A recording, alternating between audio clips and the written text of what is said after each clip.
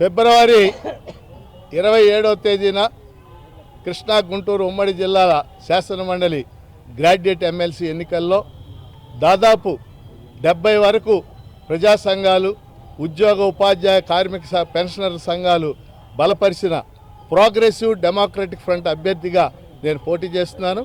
ఈరోజు నామినేషన్ చివరి రోజు నామినేషన్ వేస్తూ ఉన్నాను. 2007లో శాసన మండలి తిరిగి పునరుద్ధరించిన తర్వాత పీడీఎఫ్ ప్రోగ్రెసివ్ డెమోక్రటిక్ ఫ్రంట్ని మేము ఏర్పాటు చేసాం. ఇప్పటికీ ఈ 18 ఏళ్లలో 14 మంది పీడీఎఫ్ తరఫున మేము శాసనమండలి సభ్యులుగా గెలుపొందడం జరిగింది. మేము శాసనమండలిలో ఒక నిర్మాణాత్మక ప్రతిపక్షం.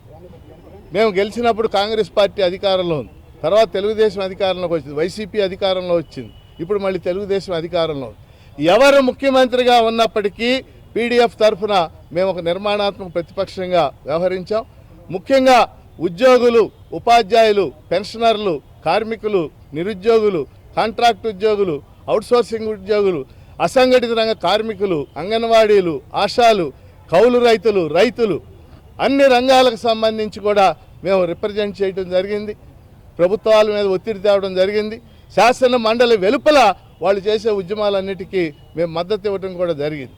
ముఖ్యంగా ఈ 2 జిల్లాలకు సంబంధించి కూడా అనేక అంశాలు, అది వరికపూడి సెల కావచ్చు, గుంటూరు ఛానల్ కావచ్చు, ఏ కొండూరులో కిడ్నీ బాధితుల సమస్యలు కావచ్చు, రైతాంగ సమస్యలు కాదు, అన్నిటినీ కూడా శాసన మండలిలో కానీ, జిల్లా అభివృద్ధి సమీక్ష సమావేశాల్లో కానీ, అలాగే జిల్లా పరిషత్ సమావేశాల్లో కానీ ప్రస్తావించడం జరిగింది. మరి ఈరోజు శాసన మండలిలో రాజ్యాంగ నిర్మాతలు ప్రత్యేకంగా గ్రాడ్యుయేట్ టీచర్ ఎమ్మెల్సీకి కొన్ని స్థానాలు కేటాయించారు. వీటిలోంచి ఉద్యమ నాయకులు, కార్మిక నాయకులు, మేధావులు ఇలాంటి వాళ్ళు రావాలని రాజ్యాంగ నిర్మాతలు ఆశించారు. కానీ వీటిల్లో కూడా ఈరోజు రాజకీయ పార్టీలు, అధికారంలో ఉన్న పార్టీలు చొచ్చుకు రావడం అనేది మనం చూస్తూ ఉన్నాం. అందుకని ఈరోజు జిల్లాల్లో కూడా గ్రాడ్యుయేట్స్ పెద్ద ఎత్తున ఎన్రోల్ అయ్యారు. 3,46,000 మంది.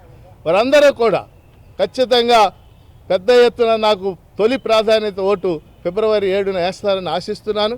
ఆ మేరకు మేము కింది క్షేత్రస్థాయిలో మా కార్యకర్తలు పనిచేస్తూ ఉన్నారు. చాలా పాజిటివ్ రెస్పాన్స్ వస్తూ ఉంది.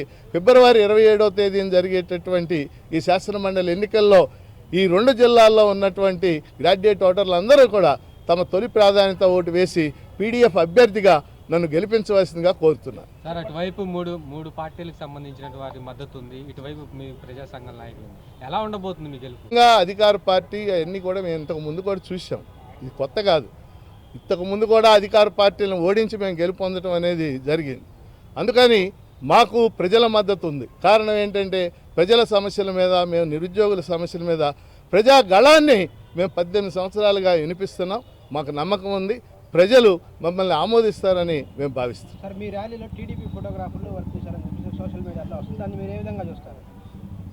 మా ర్యాలీలు మాకు అదేం సంబంధం లేదు. అనేక మంది, 100 మంది వచ్చి చూశారు. నాకేం అదేం లేదు. వాళ్ళు నా స్టూడెంట్స్ వచ్చి దండేశారు అంతవరకు. మేము అన్ని రాజకీయ పార్టీల మద్దతు అడుగుతున్నాం. ఏ రాజకీయ పార్టీ అయినా మమ్మల్ని బలపరచవచ్చు, ప్రజాస్వామ్యం మాకేం అభ్యంతరం లేదు. మా అంతటి మేము ఎవరిని కూడా మద్దతు కూడా అడగలేదు. ధన్యవాదాలు.